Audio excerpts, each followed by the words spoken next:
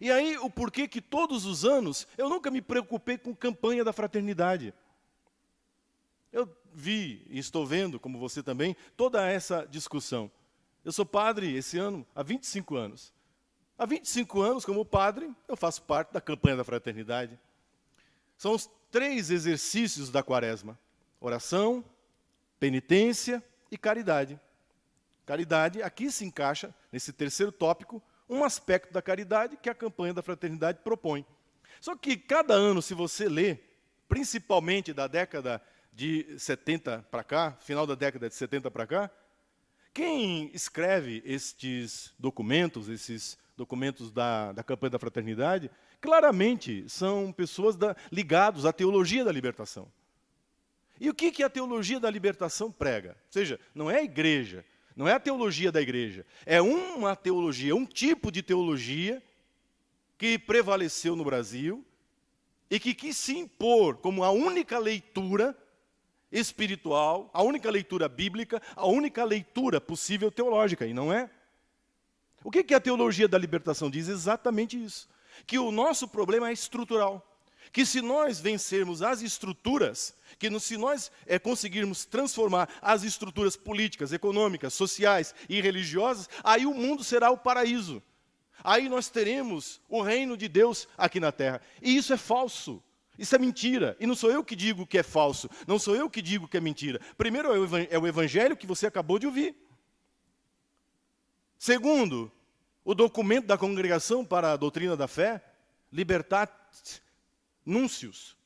Na época que o cardeal Ratzinger era o prefeito da congregação. De tantos desmandos que se espalharam pelo continente latino-americano, vindo dos frutos nefastos da teologia da libertação, que afastou o povo da igreja, que afastou o povo da vida espiritual, que fez da igreja, muitas vezes de comunidades, muitas vezes, um espaço de militância política orientadamente de esquerda. Orientadamente de esquerda. E aí, se você é de esquerda, o problema é seu. Não tenho nada com isso. Faça da sua vida o que você quiser. Agora, esse espaço não é o espaço para militância ideológica. E me prove, me mostre um único documento da campanha da fraternidade da década de 70, final da década de 70 para cá, década de 80, 90 e até os dias de hoje, que não tenha uma conotação profundamente, notadamente, majoritariamente, da teologia da libertação. Ou seja, de que todo o problema do ser humano, a libertação que o ser humano precisa, não é do pecado. Não é a libertação das estruturas do pecado original, do pecado que habita o coração do homem, do ser humano, das nossas paixões, das nossas más inclinações, da nossa desobediência a Deus. E daí o porquê precisamos de vida de oração. Precisamos de vida de oração na presença de Deus para que o Senhor tenha misericórdia de nós e transforme o nosso coração. É o que mais vale, é a coisa mais importante dos exercícios quaresmais. É o que Bernadette faz quando ela não entende o que está acontecendo. Ela reza, ela se põe em oração. Essa é a primeira atitude do cristão, diante de um mundo com estruturas que são contrárias à vontade de Deus. Como, claro que, por óbvio, que politicamente, economicamente, os pobres sofrem. Há discriminação racial no nosso país? Há. Com certeza. Há homofobia e que precisa ser combatida. Mas, meu irmão, você pode ler nos documentos que essa teologia produz e agora, escancaradamente, na campanha da fraternidade de 2021, está por escrito na cartilha da campanha desse ano. Que o que eles acham, o que eles pensam é assim: não quero que tenha homofobia, não quero que tenha mulher apanhando, e não queremos. Então o que a gente tem que fazer? A gente tem que atacar a estrutura patriarcal. Ou seja, traduzindo em miúdos, que o problema não está no coração do homofóbico. O problema não está no coração do homem mau caráter, machista. Que o problema não está no coração do racista, do xenófobo. Que o problema está na estrutura da família tradicional. É a família tradicional que é racista, que é xenófoba, que é homofóbica. Então, se eu desconstruo a família patriarcal, a família tradicional, aí então eu tenho a libertação. Acaba a homofobia, acaba o racismo, acaba as discriminações, e isso não é verdade. Isso é falso. Isso não é verdadeiro. Porque o problema não está na estrutura. A estrutura é reflexo do que está dentro do ser humano. É o nosso coração que está podre, é o nosso coração que não está sadio, é o nosso coração que está doente, porque não reza, porque não fazemos penitência, porque não nos arrependemos dos nossos pecados, porque não buscamos o Senhor, a sua palavra. Porque não buscamos o Senhor e a sua palavra, nós refletimos no mundo, nas estruturas do mundo, aquilo que está carcomido no nosso coração. É isso que Jesus disse. Vocês acham que o problema está fora? Olha, não pode comer isso, não pode comer aquilo. Olha, a sinagoga é isso. Olha, o problema do templo é aquilo. Aliás, é isso que eles dizem. Leia qualquer documento da teologia da libertação, qualquer livro dos autores, que eu não vou dizer o nome aqui. Eles dizem exatamente isso, que Jesus Cristo era um revolucionário. Jesus Cristo era um ideólogo político e que ele morreu não para salvar os nossos pecados. Não porque ele se entregou para a nossa salvação, mas porque agitando e revolucionando o seu tempo, mexendo na consciência das pessoas, ele comprou briga com o Império Romano. Ele comprou briga com as estruturas políticas de poder do seu tempo, e por causa de questões políticas, sociais e econômicas, é que ele foi morto. E, portanto, se nós queremos estar no segmento de Cristo, nós temos que repetir o que Cristo fez. Ou seja, entrar em conflito político, social e econômico. Quem ensinou isso? Foi Jesus de Nazaré? É na Bíblia que você encontra isso? Não, meu irmão. Você encontra isso no Capital de Karl Marx, você encontra isso na doutrina comunista, a luta de classes, você encontra isso em Adorno, em Horkheimer, na escola de Frankfurt, você encontra isso em autores, você encontra isso na cartilha de partidos de esquerda, mas no Evangelho não. Esse não é o Cristo a quem eu amo, esse não é o Cristo a quem eu sirvo, esse não é o Cristo que libertou a minha vida. Por causa de um Cristo agitador político, por causa de um Cristo revolucionário, sabe, do seu tempo, há 30 anos, pelo menos nesse país, sequestraram a Semana Santa em muitas paróquias. Não nas minhas, não na minha paróquia, nunca. Nunca deixei de tratar o tema da campanha da fraternidade, mas sempre colocando o tema no seu devido lugar. Impossível passar uma campanha, o tempo da quaresma, 40 dias falando sobre o problema da água poluída, de que tem gente que está roubando a água, que o agronegócio, quer dizer, colocando o povo da cidade contra o povo do campo, o povo do agronegócio. O que é isso? É luta de classes. Estava escrito isso no documento da campanha da Fraternidade da Água? Estava. Vocês me ouviram tratar disso aqui nas missas? Não. Por quê? Porque eu tenho critério, que eu tenho bom senso, porque eu sei que por trás daquele documento está um tipo de teologia, está um tipo de mentalidade, que infelizmente, imperou dentro do secretariado, dentro das secretarias, dentro daqueles que são os responsáveis por executar os documentos e textos. Campanha ecumênica, mas espera aí, mas a Igreja Católica está presente? Um padre, um teólogo, que não seja da teologia da libertação, fez parte da confecção? Não, não fez. Então não tem ecumenismo.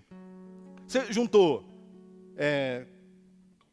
4 pastores protestantes, um padre, ou não sei quem foi, um teólogo ortodoxo, e um padre católico da teologia da libertação, que a gente sabe o nome, endereço e telefone de quem foi.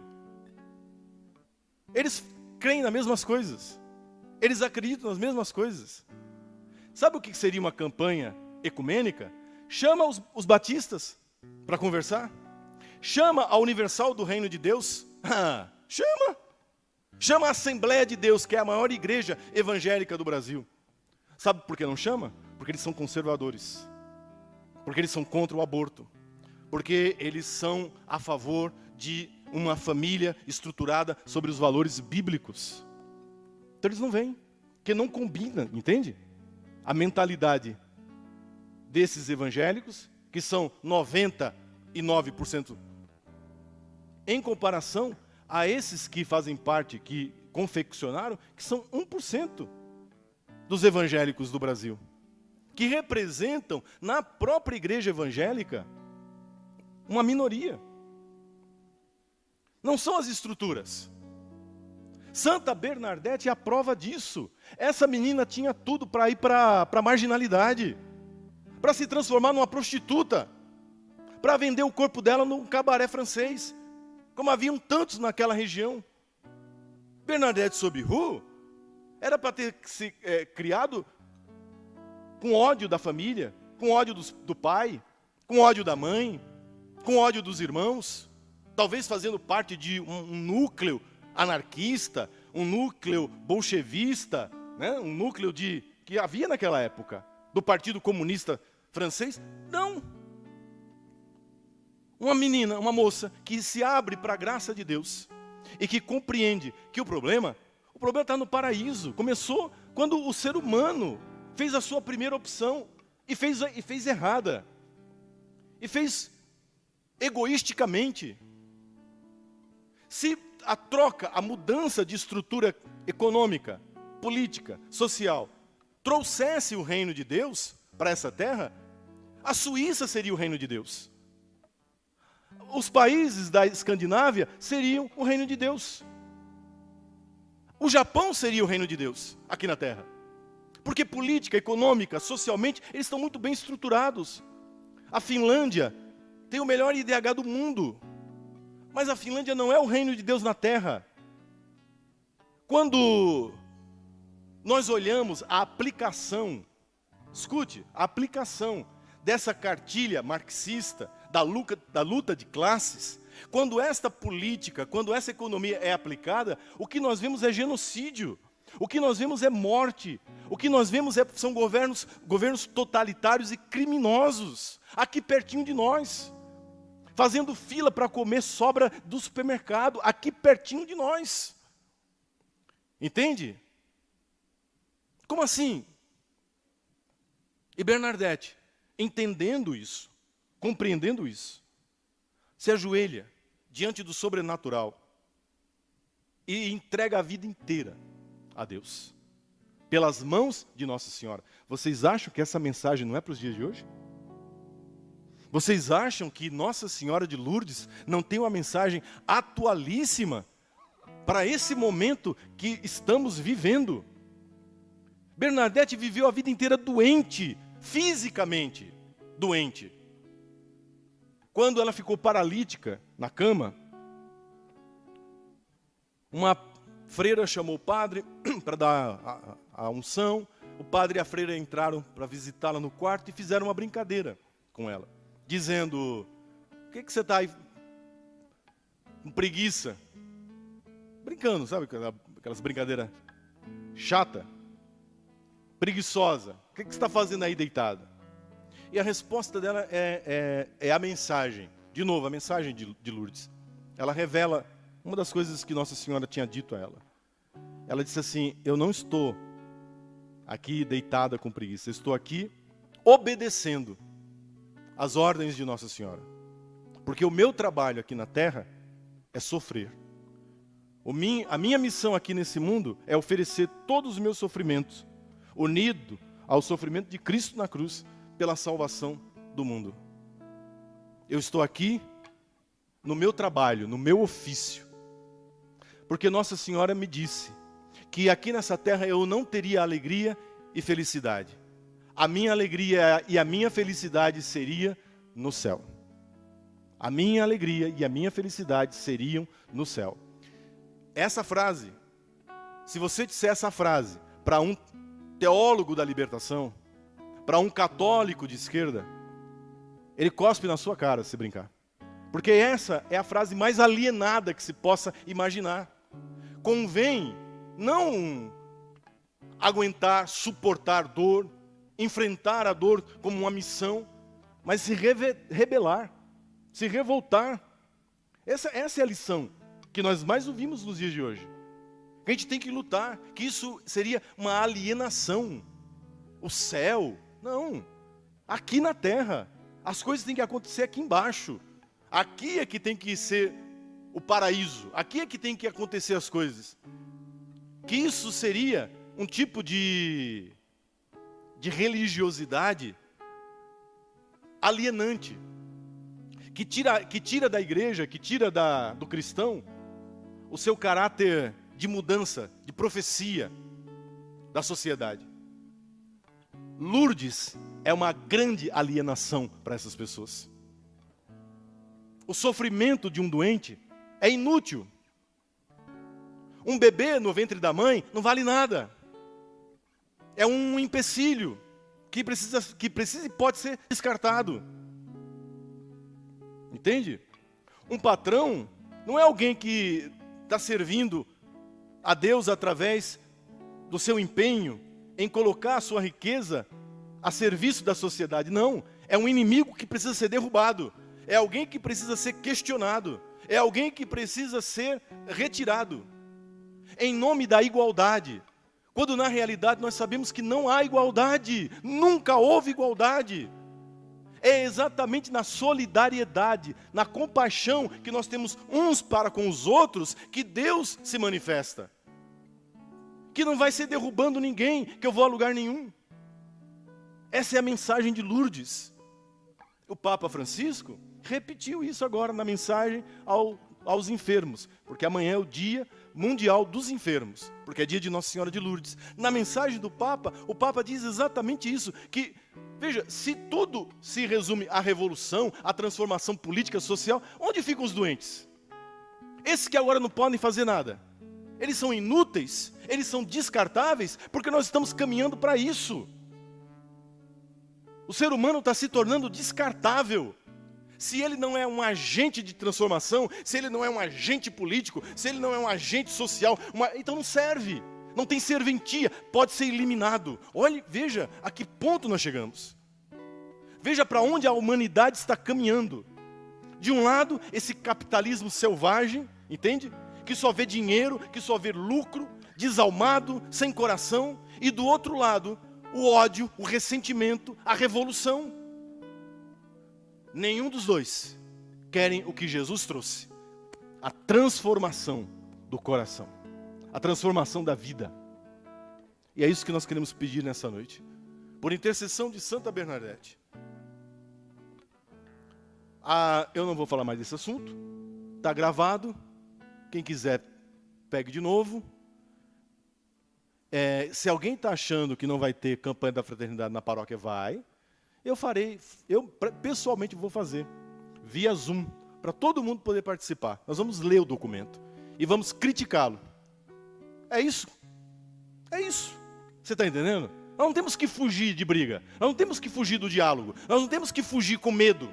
Nós temos que encarar essa gente. Dar a eles a resposta que eles merecem ouvir.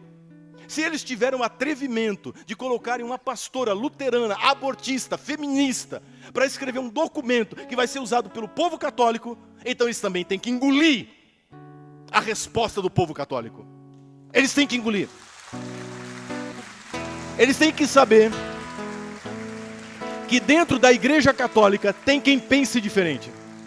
Tem quem pense diferente. Que dentro da Igreja Católica existem pessoas também que tem tarimba, que tem traquejo filosófico e teológico, para poder discutir a nível com eles, de igual para igual. Nós não temos que ter medo. Os tempos são muito estranhos, mas olhe o exemplo que nós temos. Essa moça é um exemplo. A coragem dela nos anima. A sinceridade de coração dessa moça, dessa freirinha, é um exemplo para nós. Quanto que ela sofreu, o quanto que ela foi humilhada. E a gente, para fazer média, sabe, com o seu fulano, o seu cicrano, não pode mexer nisso. Eu vi, eu não tenho, mas me mandaram, sempre mandam, né? Alguns dizendo, não, nós temos, Eu ouvi assim, quem não obedece, não é católico, está em apostasia. Pois então é isso, né? Agora sim. Veja, isso são os ecumênicos, viu? Esses são os da tolerância. Esses são os que dizem Jesus é amor. Esses são os que dizem, olha, não julgueis. São esses que chamam você de apóstata, que chamam você de anticatólico, estão dizendo que você nem católico é. Estão dizendo que você desobedece o bispo, desobedece o papa. São os da tolerância, são eles. Que nunca deram valor às estruturas da igreja. Que nunca deram valor à autoridade de bispo. Que nunca deram valor ao poder e autoridade petrina do Santo Padre o Papa. Eles vêm ditar. Para nós, católicos, o que é ser católico?